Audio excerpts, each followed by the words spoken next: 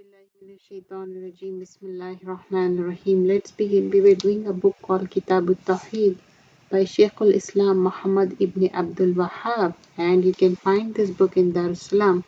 Let's continue from chapter 8. Ruqya, Incantation, Talisman and Amulets. Narrated Abu Bashir al-Ansari radiallahu anhu. He was in the company of Allah's Messenger sallallahu alaihi wasallam on the one of his journey. Allah's Messenger sallallahu alaihi wasallam sent a messenger ordering, "There shall not remain any necklace of brow string or any other kind of necklace around the necks of camels except it cut off." This is in Bukhari and Muslim. Ibn Masud radiallahu anhu narrated that he heard Allah's Messenger sallallahu alaihi wasallam saying, "Inna ruqya wa tama'ima wa tawa'alata shirk." Ruqya, Tama'im and Tawa'ila are all acts of shirk, polytheism. This is in Musnad Ahmad and Abu Dawood. At-Tama'im is the act of putting an amulet around the necks of the children to save them from the effects of evil eye. If the amulet contains the verses of Quran or Allah's name or attribute, then it is allowed. But some ancestor and disallowed by some, Ibn Masud radiallahu anha was among those who disapproved it. Al-Ruqya or Al-Azaim is the act of reciting incantation, charm, etc. Those are allowed in which there is no traces of shirk, polytheism. Prophet Muhammad sallallahu alaihi wasallam has permitted in the case of being bitten by poisonous insect or disturbed under the effect of an evil eye. But a tiwala, bewitchment, is something done by those who claim that they can cause a woman to be more beloved by her husband or vice versa. Abdullah bin Uqaym narrated that the following marfu hadith, "Waman ta'allaqa shay'an wa kulli ilayhi." Whoever attaches or wears a talisman to himself will have that talisman put in charge of him. This is in Ahmad and Tirmidhi. Before going further, people they think they can do talisman and all those things for making love between the two spouses. But if you are using black magic and you are making to eat something or consume something and you are going to sorceress, that is not allowed. Be good to your spouse, be nice, that will help you. That will be last long in this world and the hereafter. And here, whoever uses, attaches or wears a talisman to himself will have the talisman put in charge of him. Ahmad reported that tradition of Ruwaifi radiallahu anhu, who said that Allah's Messenger sallallahu alaihi wasallam said to him, "O Ruwaifi, it may be that you will live a longer time after me. So inform people that whoever ties a knot in his beard, places any string or cord around the neck as charm, or cleans himself after toilet with an animal dung or bone, then Muhammad sallallahu alaihi wasallam has disowned him, has nothing to do with him." So in this hadith, what we learn, he informed to Ruwaifa, like the sunnah has to be continued after Rasulullah sallallahu alaihi wasallam, that tying a knot in the neck and around the string as a charm, or another thing we learn, cleaning after using the toilet, that is animal dung or bone, it is not allowed. Allah subhanahu wa ta'ala asked Muhammad sallallahu alaihi wasallam to inform, and Muhammad sallallahu alaihi wasallam informed all the every sunnah, and he said, "I disown such people." So Sayyid ibn Jubayr radiallahu anhu said, "Whoever cut an amulet or talisman from anyone, it would be equal to liberating a slave." It was Waqi who recorded it, and he reported from Ibrahim Naqi that they used to dislike every type of amulets, talismans, whether that contained the verses of Quran or anything else. They were the companions of Abdullah bin Masud radiallahu anhu. So in this chapter, what are the important issues we discussed? Explanation of incantation, ar-ruqya and amulets, at-tamaim. explanation of bewitchment at Tiwala, that all three above mentioned are acts of shirk without exception, and also reciting an incantation ruhya using words of truth for seeking protection from evil eye or scorpion bite is not like shirk if you are doing with Quran and Sunnah. Ulama have different opinions about using the amulets containing the Quran verses. Putting on necklaces on animals against evil eye amounts to committing shirk. That is not allowed in Islam. Anyone tying the bowstring or committing such practices has been warned to severe punishment. The statement of Ibrahim Naqi that early Muslims used to avoid amulets, whether it contained Quranic verses or anything else, is not contradictory as the reference here to the companions of Abdullah bin Masud radiallahu anhu. And here the chapter number 9. In chapter number 9, whoever seeks blessing through a tree, a stone or like. Whoever seeks a blessing through a tree, stone or like. Allah the Most Exalted said, have you then considered Allah and Uzza, the two idols of pagans Arabs, and Manat, another idol of the pagans, the other third? This mention in Surah number 53, ayah number 19 and 20. And also Tirmidhi reported that declared Sahih sound that Abu Waqid al-Laiti radiallahu anhu said, we went out with Allah's Messenger sallallahu alaihi wasallam on the campaign to Hunain. While we had just left disbelief, kufr, for Islam, the mushrikeen had a sidra, loti tree. They would stay there and hang their arms on, called Dat Anwat. When we passed a sidra, we asked, O Messenger of Allah sallallahu alaihi wasallam, won't you make for us another Dat Anwat, just like their Dat Anwat? Allah's Messenger sallallahu alaihi wasallam said, Allahu Akbar. Allah is most great by the one who holds my soul in his hand. Verily, these are the ways of early nations. You said exactly the same Bani Israel said to Musa alayhi salam.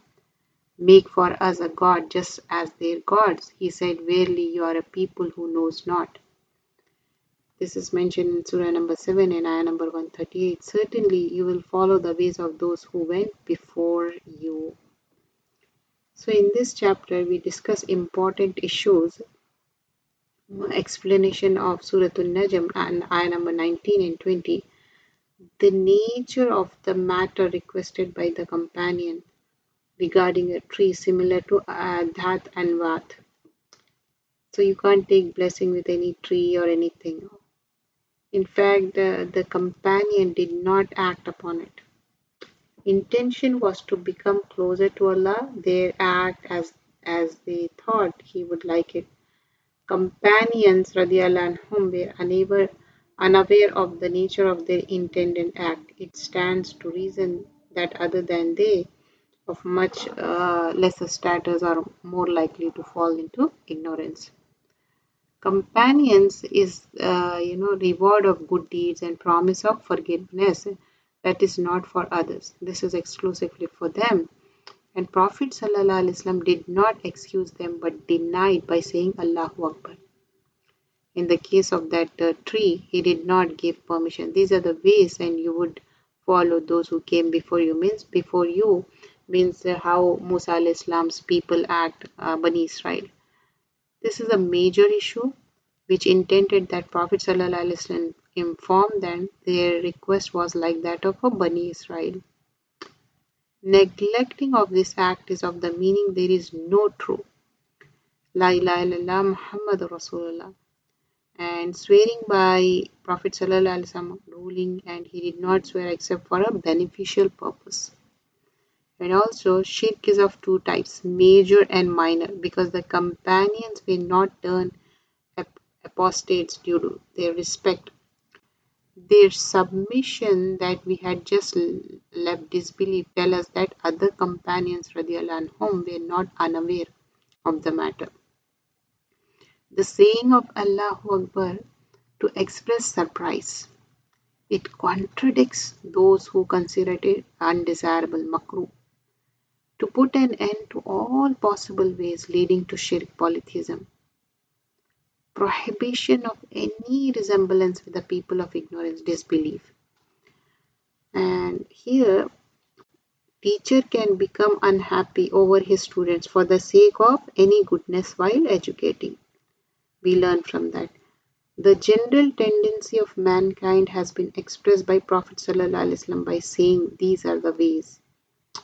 It is one of the signs of prophethood that events occurred according to as he informed. In every place where Allah has censured the Jews and Christians in Quran, He also warned us against those deeds also. And companion radiallahu anhum knew that this principle that worships were based on direct commandments. It therefore became a reminder concerning questions pertinent of the grave, questions to be asked of the dead. Who is your Lord is clear. The second question, who is your Prophet, depends on the information of Prophet ﷺ regarding unseen. But the third question, which is your religion, is related to the Jews' request from Musa al-Islam, make for us a God. And we learn that the way of the people of book are condemned as those of polytheists. The one who has moved from falsehood became Muslim and get accustomed to certain beliefs or habit is not totally safe from having remnants of these habits, as if evidence in their companions' words we had just left disbelief, kufr. So even though they were practicing Tawheed, still some remnants were there. And that was mentioned in chapter 10, slaughtering for other than Allah. Chapter 10. Allah exalted said, قل إن صلاتي ونسكي ومحياي ومماتي لله رب العالمين لا شريك له وبذلك أمرت وأنا أول المسلمين. Say, verily my prayer, my sacrifice, my living and my dying are for Allah, the Lord of the worlds. He has no partner, and of this I have been commanded. I am the first of the Muslims. This is in Surah number 6, ayah number 162 and 163. Allah exalted also said, فَصَلِّ لِرَبِّكَ وَانْحَرْ. Therefore turn in prayer to your Lord and sacrifice to Him only. This is in Surah number 108 and ayah number 2.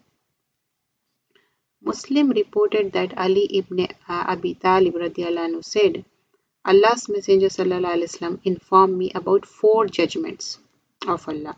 First, Allah curse is upon the one who slaughtered, devoting his sacrifice to anything other than Allah. Second, Allah curse is upon the one who curses his own parents. Third, Allah curse is upon the one who shelters an heretic who has brought a bidah in the religion. Fourth, Allah's curse is upon the one who alters the landmark, who changes the boundary lines. So in this hadith, there are 4 things. First of all, curse upon one who slaughters, devoting his sacrifice to anything other than Allah. You know, some people, they slaughter animal for some peer or some shrine other than Allah. That is not allowed. Curse upon them. Allah's curse. Allah's curse means la'ana. Means far from mercy of Allah subhanahu wa ta'ala. And the second thing, Allah's curse is upon one who curses his own parents. Cursing his own parents. Sometimes it happens in life. We never selected our own parents. We didn't have the choice. Allah gave us that. It's a gift from Allah subhanahu wa ta'ala. So don't start it complaining about our parents. Because they are normal human beings. They can do mistakes. They can do errors. They can be wrong. Tell them in a nice manner. We can't reprimand them. We can't scold them. Tanharhuma, you can't do nahar, you can't scold them. قولا معروفا قولا كريما. You have to speak قولا كريما in a respectable manner, in an honorable manner. وَقْفِدْ جَنَاحَكَ, lower your wing for the parents. These are the words of Allah subhanahu wa ta'ala in the Quran. After Allah and Rasul sallallahu alaihi wasallam, parents has to be given respect. And we are cursing parents like Lana of Allah, away from the mercy of Allah subhanahu wa ta'ala. How is it possible? And one of the hadith, you don't curse really literally, but when you curse other parents, like you're cursing somebody's parents, and in reaction they will curse your parents. It can be that thing. And some ignorant children, no matter how old they are, even though they are heading towards old age, still they curse their parents. They always crib about their parents. Whatever happen. What good we can do for them, we have to do good, no matter how the things are. Maybe they didn't take care of you, still you have to be good to them. And the third thing, Allah's curse upon the one who shelters an person who doing bidah. This is very normal in our society. Many people, they do bidah, they do innovation, and we promote such people, saying that, oh, we can't break relationship. Of course we can't break relationship, but one who is promoting bidah, innovation in our religion, and that too publicizing it. Some people, they don't even do personally and privately. They publicize and they say this is right, this is correct, even though they don't have any source which is correct and right from Quran and Sunnah. So you have to tell them in a nice manner, this is wrong, and don't promote them, don't shelter them in that manner. And fourth thing, Allah curse upon the person who alters the landmarks. Like altering the landmarks, it can be in a vast way. Taking somebody's landmark or erasing it and writing your own, so and so forth. Ahmad reported that Tariq bin Shihab narrated that Allah's Messenger sallallahu alaihi wasallam said, a man entered paradise because of a fly, and man entered hellfire because of a fly. Allahu Akbar. Companions asked, how was that possible, O Messenger of Allah sallallahu alaihi wasallam? He said, two men passed by the people who had an idol, by which they would not allow anyone to pass without making sacrifice to it. They ordered one man to make a sacrifice. He said, I have nothing to present as an offering. The people told him, sacrifice something, even it be a fly. So he presented a fly to the idol. They opened the way for him, and thus he entered the Jahannam, hellfire. They said to the other man, sacrifice something. He said, I will never sacrifice anything to anyone other than Allah, most majestic and glorious. So they struck his throat and killed him, and he entered Jannah, paradise. This is in Ahmad. So this reminds me, many non-Muslims in Asian countries, they come and they ask charity when they are promoting their festivals.